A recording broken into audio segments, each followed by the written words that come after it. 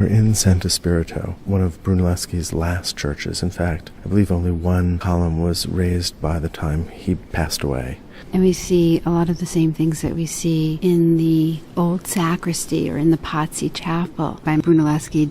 The use of this dark grayish-green pietra serena that creates the columns and the moldings and the cornices. You know, just yesterday we were in the Laurentian Library, designed by Michelangelo, which is also these white walls and the pietra serena, and also a very muscular, energetic space. And when we're here today in Santo Espirito, I can really see that Michelangelo was building on what Brunelleschi did. There is a kind of willingness to allow what would formerly have been the trim of the wall to become a visual force in itself. The church is a basilica in its plan with a dome over the crossing, but Brunelleschi, in his typical interest in geometry, used the square that forms the crossing as the basic unit of measurement throughout the church. There's also a relationship between those widths and the elevation of the church, kind of rigorous continuity in the geometry throughout. A sense of circles and semicircles and squares and rectangles that all relate to one another. Brunelleschi has created a mathematical system that is so self-evident and makes so much sense that there aren't other options. The mathematics determine the space. And I think that idea of beauty residing in the relationships between the parts of the church, not in any one feature, but in those proportional relationships, is something that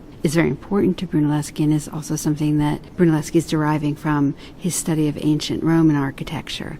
This is a building that feels to me about the relationship also between the line of the Petra Serena and the plane of the stucco in between. But unlike some of Brunelleschi's earlier work, the Petra Serena has expanded. It's become more muscular. You can see the pietra serena expanding, almost as if it's growing over the arches, so it almost reaches the string course molding below the cornice. There seems to be that expansion of the Petra Serena in the string courses above, in the extra cornices that exist above each of the capitals of each of the columns, and even at the bases of the column, the Petra Serena seems to expand outward into the paving itself, until the Petra Serena is no longer functioning really as line against plane, but becoming a kind of sculptural form. In fact, it gives the entire church a kind of visual density. It's a space that has a tension between the energy in the Pietra Serena and the simplicity of the spatial elements.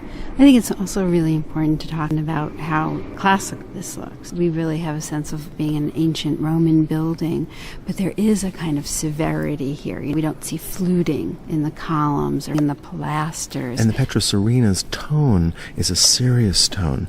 This church is one of the great expressions of early Renaissance architecture.